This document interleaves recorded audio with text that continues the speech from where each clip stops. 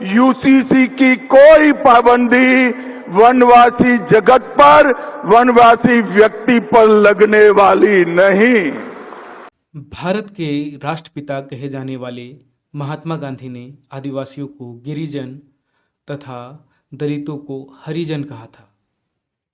इन दोनों समुदायों ने इन दोनों शब्दों का बहिष्कार किया और ना प्रयोग करने की बात कही। इसी तरह से फिर एक बार कंट्रोवर्सी में आती है वनवासी शब्द। इसको भी आदिवासी समाज ने खुलकर विरोध किया है। ऐसा क्यों? आइए समझते हैं और चर्चा करते हैं कि कौन सा सही शब्द है। नमस्कार दोस्तों, जोहार। मैं हूं विजय और आप देख रहे हैं फर्स्ट पीपल इंडिया। हाल के ही दिनों में दिल्ली के लाल किला मैदान में आयोजित एक बड़े जनजातीय सम्मेलन में देश भर से हजारों आदिवासी प्रतिनिधि जुटे थे। मंच पर देश के गृह मंत्री अमित शाह मौजूद थे। अपने संबोधन के दौरान उन्होंने आदिवासी की जगह वनवासी शब्द का प्रयोग किया। बस यहीं से एक पुरानी बहस फिर से राष्ट्रीय चर्चा का विषय बन गई।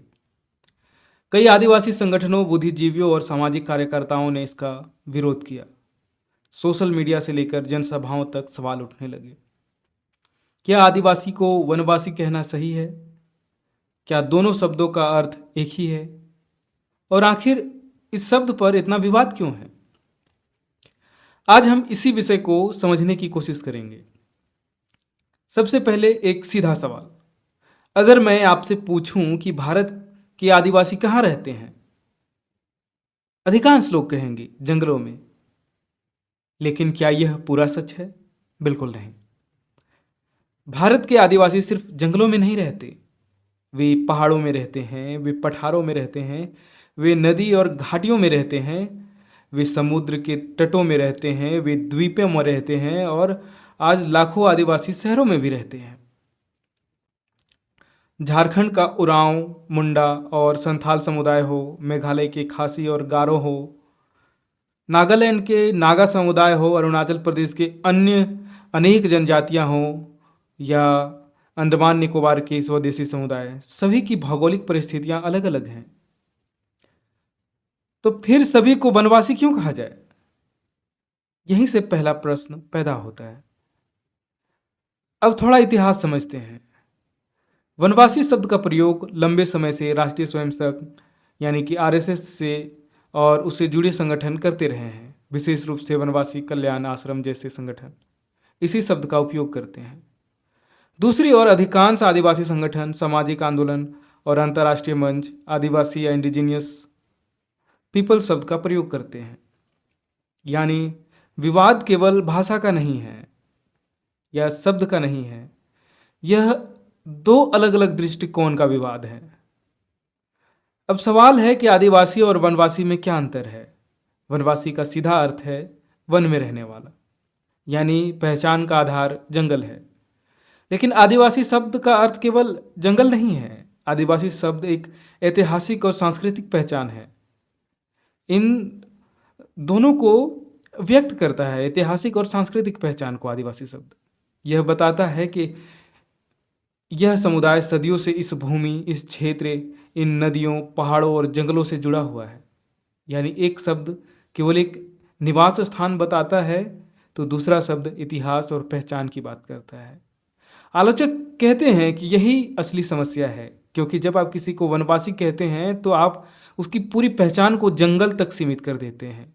मानो उसका कोई इतिहास मायने नहीं रखता, उसकी भाषा मायने नहीं रखती, उसकी संस्कृति मायने नहीं रखती, उसका धर्म मायने नहीं रखता, उसकी राजनीतिक परंपराएं मायने नहीं रखती, सिर्फ जंगल मायने रखता है।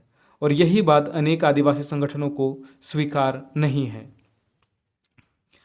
अब एक और सवाल, क्या जंगल में केवल आदिवासी ही रहते हैं? तो जवाब है नहीं। भारत में अनेक गैर आदिवासी समुदाय भी जंगलों और वनों क्षेत्रों में रहते हैं।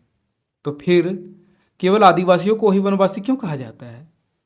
अगर जंगल में ही रहना पहचान है तो यह शब्द सबके लिए इस्तेमाल होना चाहिए, लेकिन ऐसा नहीं होता। यही कारण है कि कई आदिवासी बुद्धिजीवी कहते हैं कि वनवासी केवल भौगोलिक शब्द नहीं है, बल्कि एक वैचारिक शब्द है। आलोचकों का एक और तर्क है। वे कहते हैं कि आदिवासी शब्द एक स्वतंत्र पहचान की ओर संकेत करता है, जबकि वनवासी शब्द उस पहचान को कमजोर करता है। उनके अनुसार यह बदलाव सिर्फ शब्दों का बदलाव नहीं है, यह इतिहास को देखने के तरीके का बदलाव है। यह पहचान को परिभाषित करने का बदलाव है। यह तय करने का बदलाव है कि आदिवासी समुदायों को एक अलग सांस्कृतिक इकाई माना जाए या किसी बड़े सामाजिक ढांचे का हिस्सा। यहीं से बहस और तीखी हो जाती है। कई आदिवासी नेताओं का कहना है कि हम जंगल से जुड़े हैं, लेकिन हम सिर्फ जंगल नहीं हैं।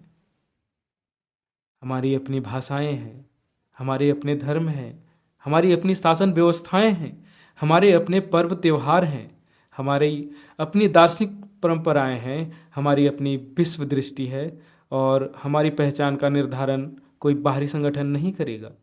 सोचिए, अगर किसी समुदाय ने खुद को एक नाम से पहचाना और स्वीकार किया है, तो क्या किसी और को उसका नाम बदलने का अधिकार है? क्या किसी समाज की पहचान उसके अपने लोगों द्वारा तय होगी या फिर बाहर से होगी?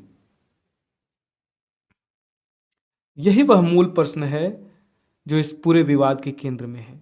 इसलिए वनवासी और आदिवासी की बहस केवल शब्दों की बहस नहीं है, यह सम्मान की बहस है, यह प्रतिनिधित्व की बहस है, यह इतिहास की बहस है, यह पहचान की बहस है, और सबसे बढ़कर यह उस अधिकार की बहस है जिसमें कोई समुदाय स्वयं तय करता है कि उसे, और सबसे बढ़कर यह उस अधिकार की बहस है जिसमें कोई समुदाय स्वयं तय करता है कि उसे किस नाम से जाना जाएगा। अंत में एक सवाल मैं आपसे छोड़ना चाहता हूँ, आपके लिए छोड़ना चाहता हूँ। यदि भारत के आदिवासी केवल जंगलों तक सीमित नहीं है, यदि उनकी पहचान केवल उनके निवास स्थान से कहीं अधिक व्यापक है, उनके अपने धर्म, भाषाएं, संस्कृतियाँ और इतिहास हैं, तो क्या उन्हें केवल वनवासी कहना पर्याप्त है?